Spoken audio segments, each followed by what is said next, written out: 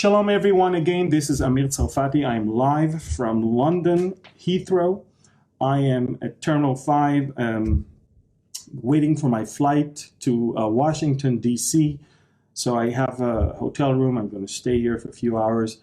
I'm going to try to sleep and then get on the plane tomorrow to fly to Washington, where I'm going to attend congressional breakfast with 30 congressmen and talk to them about Israel and about Bible. I made it very clear to the organizers, I'm not coming to speak about politics. I'm going to come and speak about the biblical significance of supporting Israel. And so it's going to be very interesting, and I hope that you guys are going to pray for me. From there, I'm going to have 3 more conferences to attend and speak before I go back home. But before that, I just wanted to talk about the unbelievable 40 hours that we went through, we're still going through right now, with more than 700 rockets that Hamas and Islamic Jihad were launching towards Israel in the last 40 hours. Folks, there was at some point a barrage of 60 rockets in 1 minute. And the only thing I can think of that I saw, or the only thing I can compare it to, is when you see those massive military drills of big countries such as Iran and Russia and North Korea, when they launch so many rockets at the same time. And you understand, of course, this is the nightmare of almost every country, is to be exposed to barrages of hundreds of rockets. Now, I want you to try and imagine your country, wherever you're from, because there's a lot of people from different countries right here.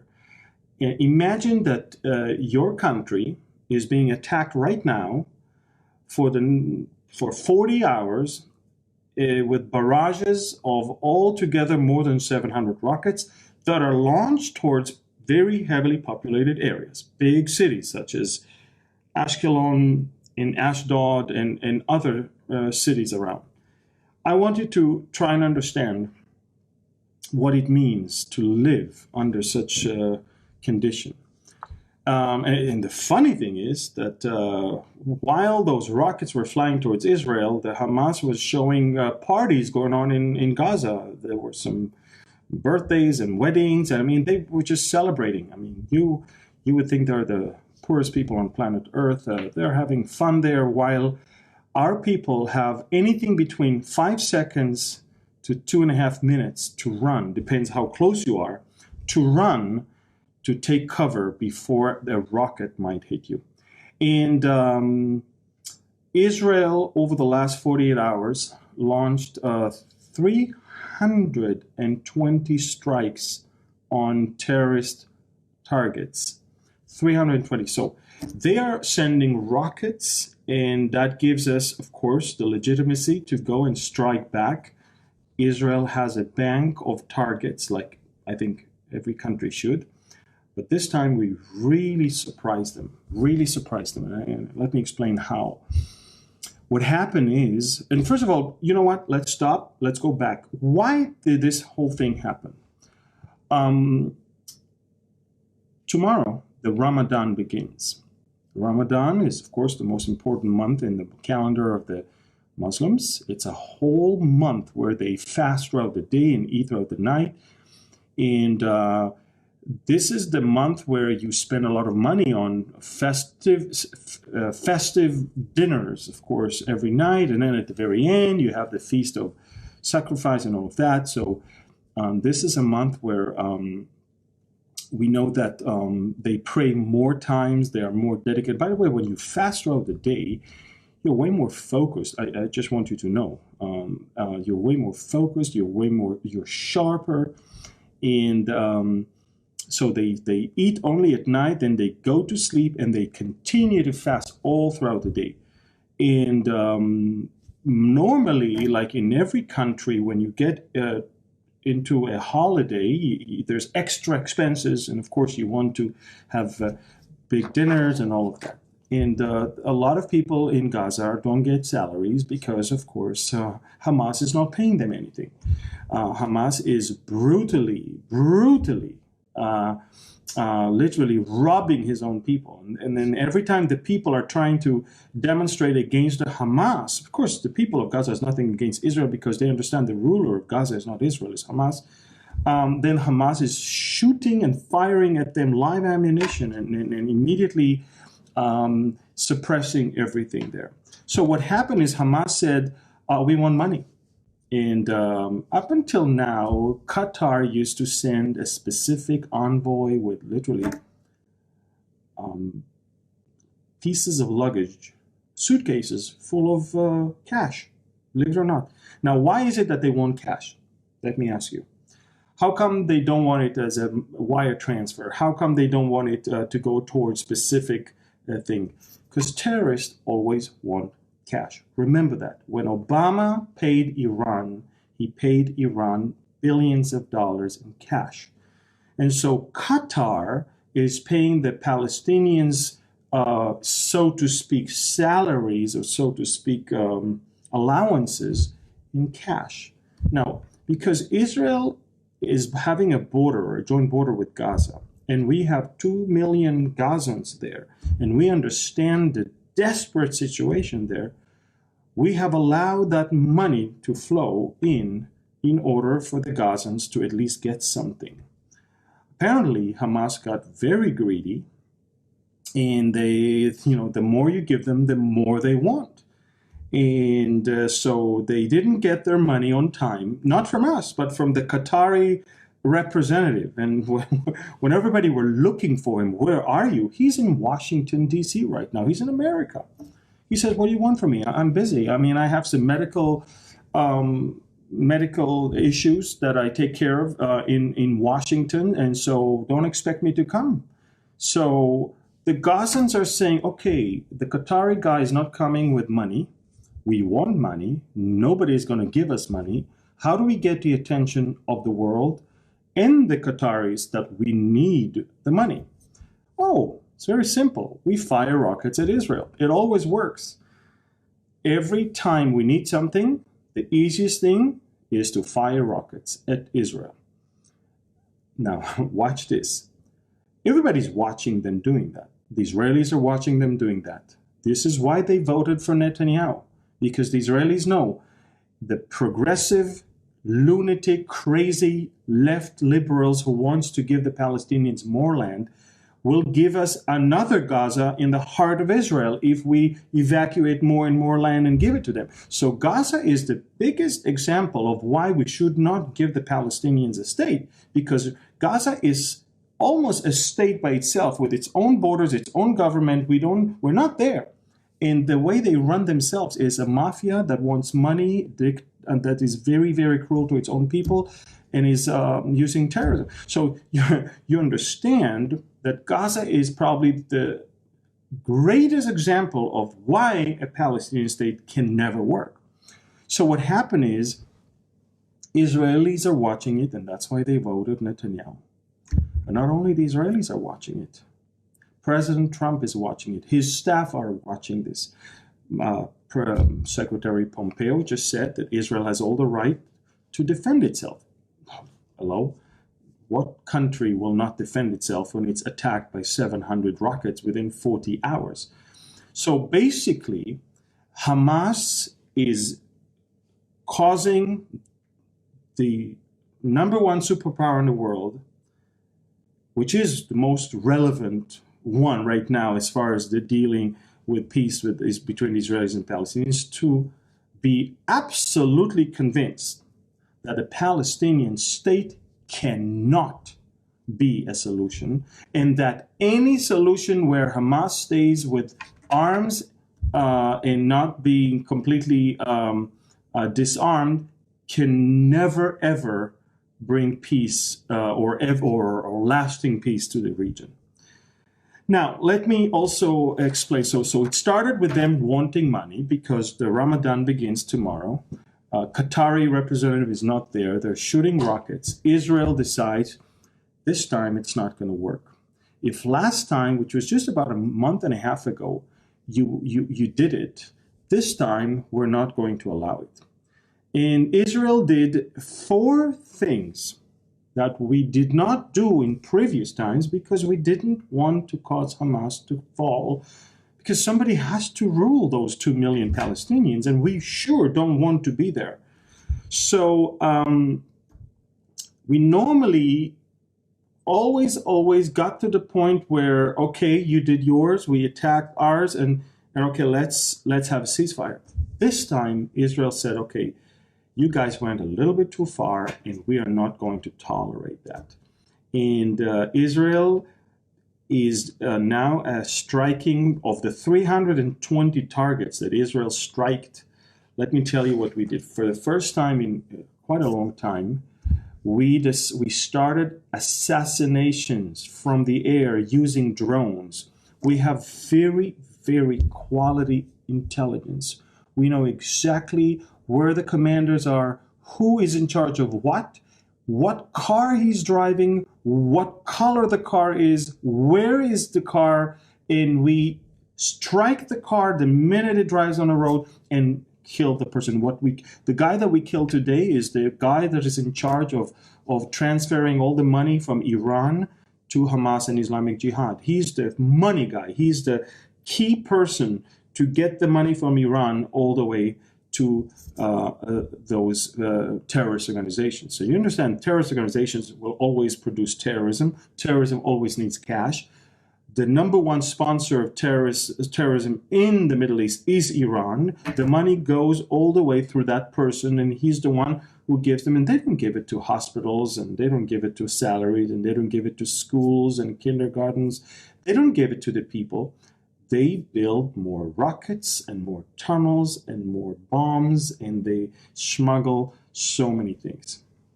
By the way, we know of some very sophisticated weapon that they have, and you know where they hide it?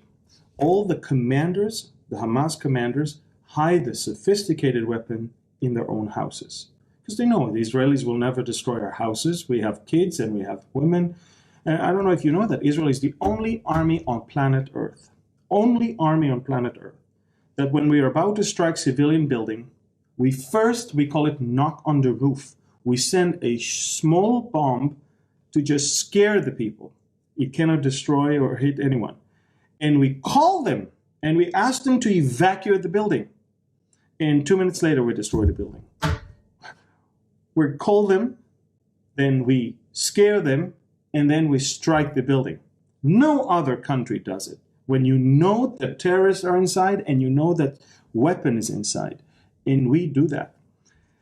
And we destroyed several houses today and where do you think the commanders of Hamas live and the leaders of Hamas live? In the Beverly Hills of Gaza. It's called the Rimal neighborhood. Everybody knows that the Rimal neighborhood is secured and nobody will ever touch it. So they allow themselves to put their weapons and to dig tunnels there and to live there because they know Israel won't touch it. Well, we touched it this time. In the residents of the Beverly Hills of Gaza, Rimal, are very, very disturbed. These are the wealthy people of Gaza. And I want to tell you folks, that's when the Hamas and the Islamic Jihad, on one hand, to the microphone, says, we're going to destroy the Jews, blah, blah, blah. But in secret channels, they begged for ceasefire. This is how the Arabs do things. They always want everybody to think that they are so courageous, and they'll talk loud, and they will always, threaten you. But then, in secret channels, they will beg for ceasefire. And the Israelis this time said, no ceasefire this time. We are going to strike until you guys will stop your shenanigans once and for all. And so we strike those commanders' houses with sophisticated weapons in there. We strike headquarters. Israel also managed to foil a cyber attack on Friday coming from Hamas. And today we destroy the headquarters of the intelligence and cyber warfare of Hamas. We destroy that building completely. We strike from the air, from drones, and we kill some people. and we destroyed also the offices of the Ministry of Interior and other places. Folks, the Palestinians know they went a little bit too far in Gaza, and they're now begging for a ceasefire, and the Egyptians are trying to broker a ceasefire by midnight today, which I believe in Israeli time, this is in 15 minutes from now. I know the Palestinians are really, really looking forward for that, because they understand that the Israelis, right now, if you look at the highways in Israel, we have hundreds of tanks flowing towards Gaza right now, hundreds of armored vehicles flowing towards Gaza right now, and we have a whole brigade of infantry, the Golani Brigade. We have the Armored Brigade of the 7th Armored Brigade with the Merkava, the chariot tanks. And Israel is preparing for a massive, massive ground operation in case the Palestinians will not stop their shenanigans, basically. So, in having said all of that, as I said, more and more Israelis are convinced that there cannot be any solution that will include evacuating more land and giving them to Palestinians anymore. Gaza is our example. The peace plan that is going to be introduced, I think that it will actually be received way easier, although it's going to be a disaster for the Palestinians, because it's not going to be a state for them. But the world understands what it means to have a Palestinian state. The world now understands that it's going to be barrages of rockets. It's going to be always extortion of more money. And people understand now, in light of this stupid behavior, you know, as I said it yesterday, the Palestinians never missed an opportunity to miss an opportunity. Guys, when we cleared Gaza in 2004, they had all the resources in the world to turn Gaza into a Riviera with hotels and with restaurants and with the greenhouses for agriculture. Literally, the World Bank gave them unlimited account, and Israel left the greenhouses there of our own farmers. And we were hoping that they'll do good, because when they're doing good, we're doing good. We want quiet and peace on our border also. But all they did is destroying everything we left for them and turning every place that Israelis used to live there into a terrorist camp. It's all they know. It's all they do. Terrorism, terrorism, terrorism. If you look, these are terrorist organizations. That's why President Trump, he's the first president that put the card on the table and says, look, the Revolutionary Guard, this is a terrorist organization. The Islamic Brotherhood, the Muslim Brotherhood, it's a terrorist organization. Hezbollah is a terrorist organization. Hamas, terrorist organization. Finally, someone calls the kid by his name. Finally, someone is looking at the reality. And I admire this president, because I think that no other president in history was facing so much opposition, not only from the outside, but mostly from the inside. The collusion is not a Russian collusion. It's actually a democratic collusion to topple a democratically elected president and to just put on him some dossier and some Russian collusion allegation that are actually just nonsense. And I think it's time for him to go after those people right now and bring an end to that stupidity. I don't know how the media is not really giving a fair and balanced coverage of this, because in any other country, when something like that would have been uncovered, and when you see that there's a whole collusion of one political party to topple a democratically elected president, then you know something is terrible around the corner. So I just wanted you to understand more. So 700 rockets, 320 terrorist targets were destroyed.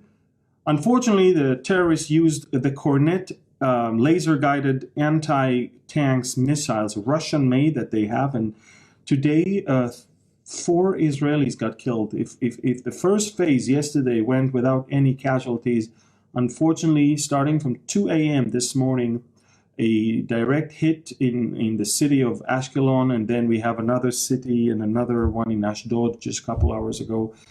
And we have 4 of the 4 Israelis. One of them is actually an Arab, and that the Palestinians just killed. And it's heartbreaking to see that 4 people lost their lives in the last 30, 40 hours. But I can tell you one thing.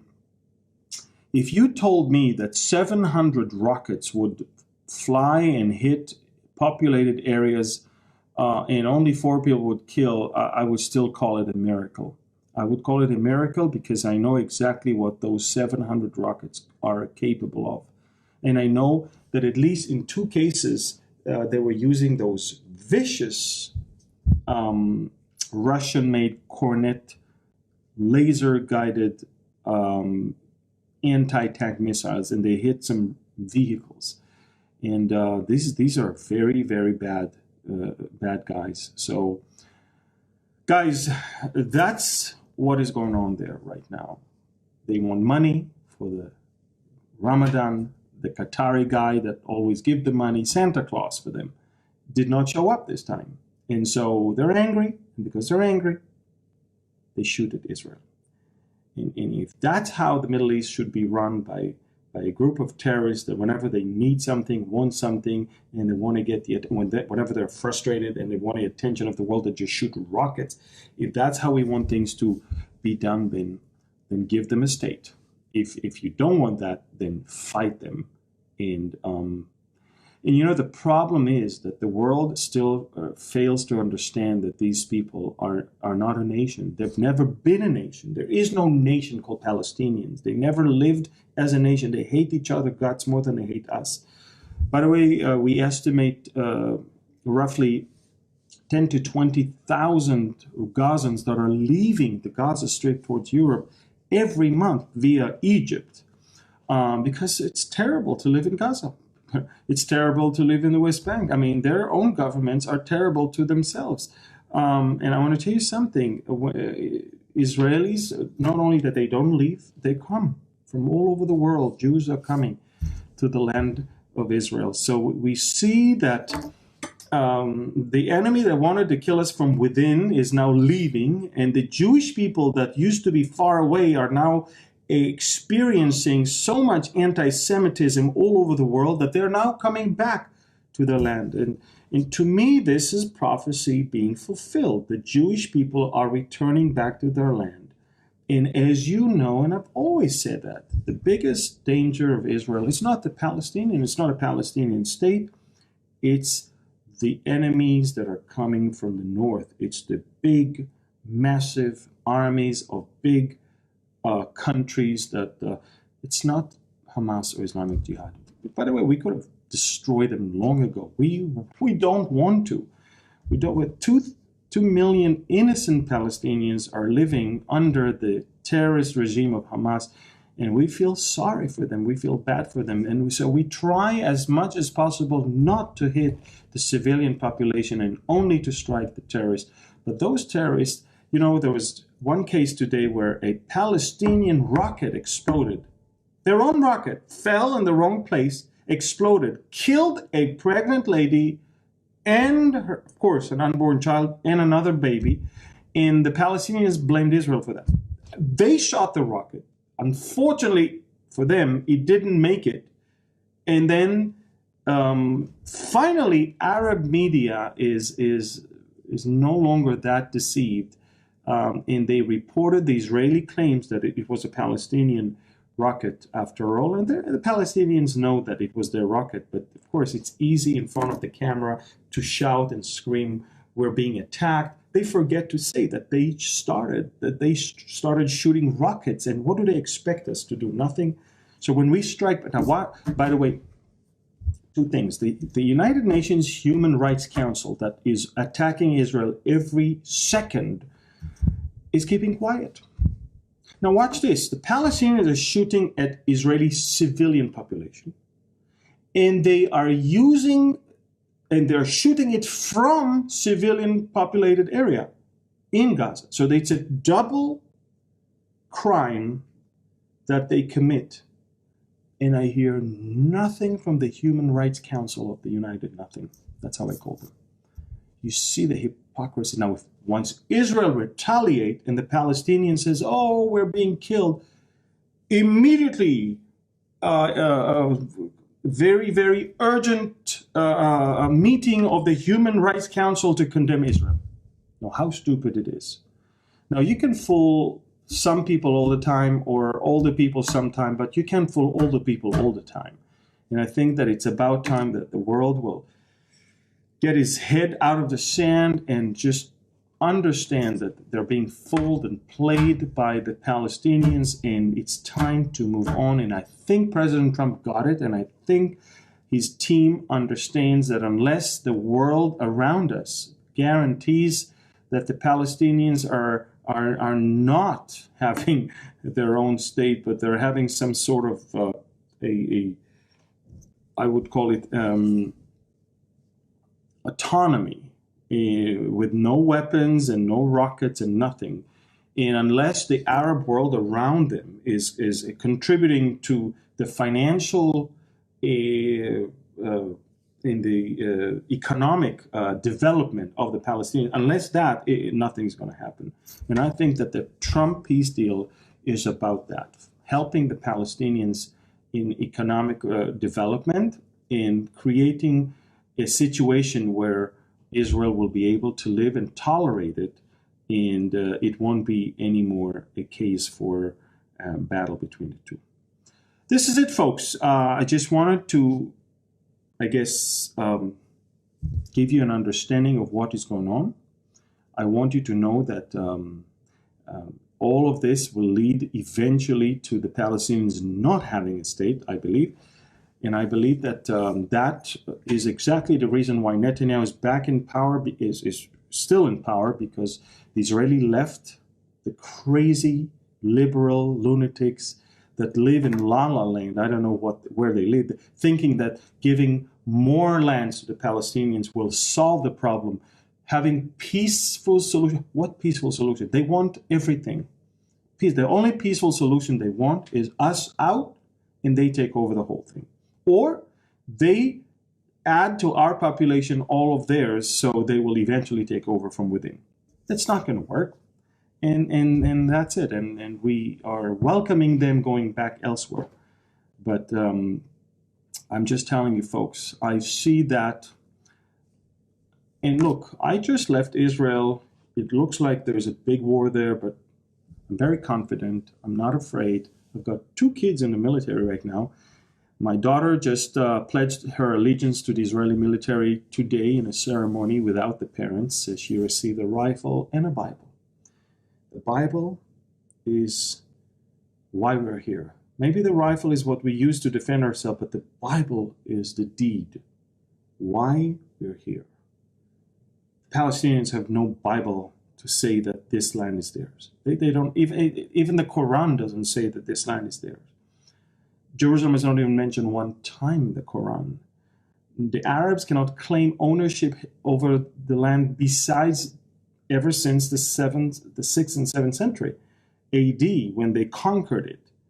But historically, when you dig and you go deep, all the coins and all the pottery and all the structures, these are all going back to the time Jewish people lived here.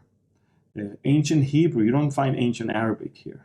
I mean, any Muslim remain in the land of Israel is only from the 7th century on. So who's there first? To whom this land belongs? Who is the one that was promised to return back here? Look, I'll tell you something. The funny thing is people don't understand. The Jewish people did not really want to come back here. God brought them back here. God used this unbelievable, insane hatred towards Israel that led the Nazis to almost try to annihilate them, to eventually rescue them and bring them all the way, as Ezekiel 37 says. And he says, I, the Lord, have spoken it, and performed it. He says, I will bring you out of those graves and I will set you on your own soil. I'll bring you to your own land. And he said to the land of Israel, not to Palestine. And he said, it's your land, not anybody else's. So the Bible is our deed, is our will. It's our ownership paper. And therefore, every Israeli soldier, when he's pledging his allegiance to the state and to the military, he's being given those two things, a rifle and a Bible. And my daughter got her rifle and Bible today while I was on the plane. It was a ceremony that parents were not invited to. It was done within their own thing, and so we only got pictures. But I'm so proud of her, and I'm so proud of a country that is not forgetting its past and its heritage. And a country that forgets its past has no future. And the Palestinians have no past here. So therefore, I don't see them having much of a future here. And by the way, make no mistake, I don't think there's a single Israeli that wants to fight with the Palestinians all day long. All we want is them to leave us alone and just live in peace and don't fight. As I said yesterday, folks, if the Palestinians will lay down their weapon, there will be no more war. If Israel will lay down its weapon, there will be no more Israel. That's basically how things are. And so that's why we have a country and we have a strong military, and we're not into taking anybody else's land. We want our land. That's why our military is called Israel Defense Forces, IDF, and not Israel's conquering military. I'm against the term occupied territories. We don't occupy any territory that was not ours. It wasn't a state before of the Palestinians. There was never a Palestinian state in the history of the world. So we didn't occupy it from anyone. Jordan took it from us, and we took it back from Jordan. Egypt took it from us, we took it back from Egypt. We didn't take it from the Palestinians because they never owned it to begin with. This whole lie and deception that we took it from them is an old lie because they never had a state. There was no state that we took it from and they want it back. They want it, but it's not back. They just want it, and the world wants to give it to them. And I think every round of violence that we see today is pushing that further and further and further away from them. And that's what we see. So I hope I helped you all understand the situation, and I hope I help you all understand what's going on. I truly believe that they will never dare to shoot rockets at Israel during our Memorial Day for the fallen soldiers and our Day of Independence, because if they do, I think it's the end of Hamas in Gaza. And I think they know that, and I think they already know they crossed the line, and I think that they're begging for a ceasefire. I'm not going to be surprised if by midnight today, maybe very early hours of tomorrow morning, that will be the end of this cycle of violence. So thank you for listening. Thank you for logging in. I think you may be able to understand everything better right now. Stay tuned. If there's something else to report, and just to give you a bit clarity, I will gladly do that. Again, I'm going to board the plane tomorrow, fly to Washington, D.C. I would be more than honored and happy if you could, and blessed if you could remember me in prayer when I meet with a group of congressmen. And later on, I'm going to have our Waiting is Return conference in Canada. There's another one in Parker, and in between, I'll be speaking also in Tennessee. And so I really, really need your prayers, and also pray for my family back home and for my team around the world.